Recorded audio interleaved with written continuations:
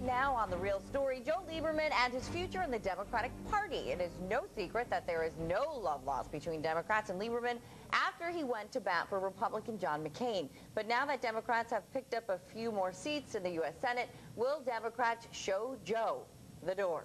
It's kind of hard to say that, guys. Try saying that 3 times fast. But now, to answer that question as well as other political odds and ends are, once again, Paul Hughes, Mr. Chris Keating, and Ms. Christine Stewart with CTU's newsjunkie.com. Sorry, Christine, I always mess it up. You don't even have to come on my show anymore. I was trying to look at the different cameras there, so it threw me off. So let's talk quickly. I mean, a lot can change. We have to, for full disclosure here, folks, tell you that we do tape on Thursday, so a lot can change between now and Sunday when the show airs.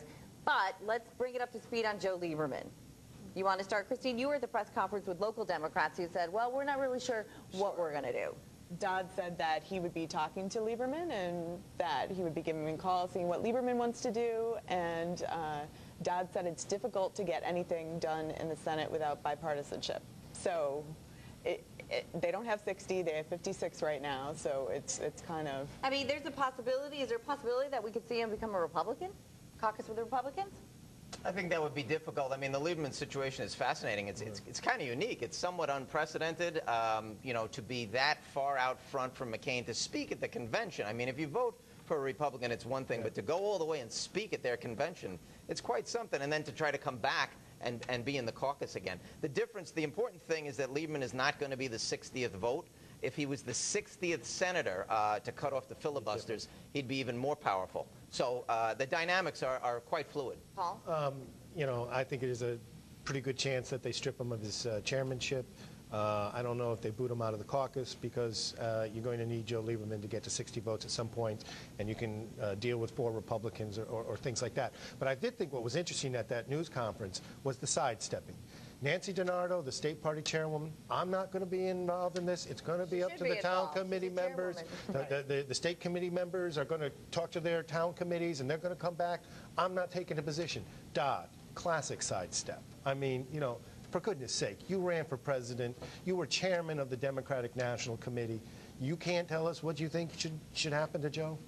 And Dodd did call Joe a Democrat at that press conference. He did mention that Joe is still a Democrat. So just one thing you got to remember on Lieberman, forget all the rhetoric and everything. On most of the issues, he votes Democratic. You can't forget that. He's with the caucus on most of these things. But let's go. I have a map made up on Election Day of towns that went Obama, towns that went McCain. Let's take that real quickly. Now, if you look, you can see the dark blue, that's where Obama won by more than 20%.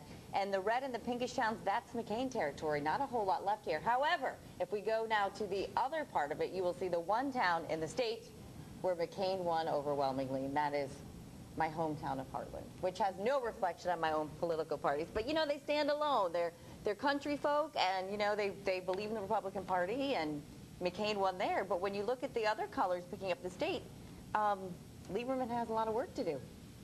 Yes, I mean, it's, you know, I think he did well in New Hartford too for McCain, but he did well, but not as well as right, exactly. I mean, you know, the whole Lieberman thing is just he has pushed himself forward as an independent, a bipartisan person. So he's got a 4-year contract. He's got 4 years left in the Senate. That's a long time. Let's talk a little bit about the makeup of the House and how the general election, the presidential election, affected that. Now let's talk a little bit the seats. We have a graphic made up actually of, you know, Republicans lost some seats in the Senate and the House. Yep. It's 113 Democrats to 37 Republicans. Now 24 Democrats in the Senate and 12 Republicans. Right. Senator McKinney held a press conference. What did he say? He said he's still happy with how things went. No, he was still happy with how things went. I mean, they maintained, you know, the 12 seats that they have. The one that they gave up was Rob Russo, who had won in a special election to fill Bill Finch's seat when he went to go be mayor of Bridgeport. So,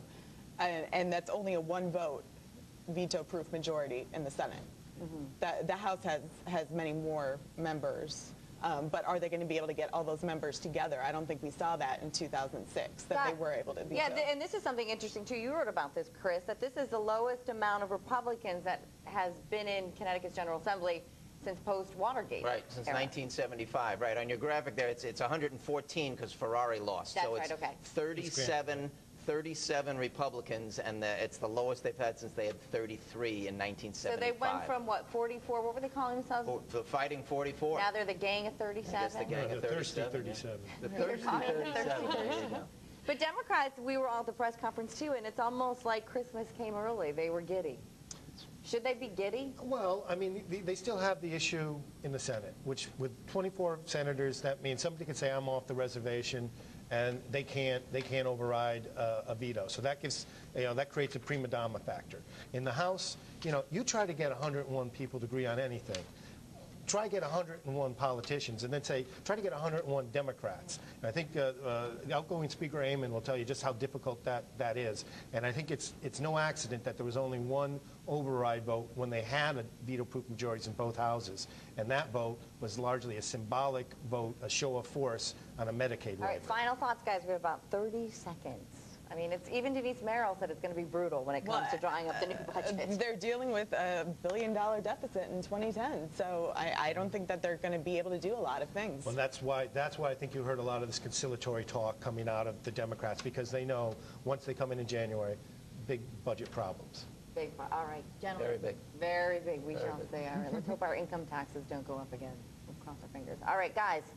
And gals. Do we say gals anymore? Sorry about that. Thanks for joining us. And don't forget.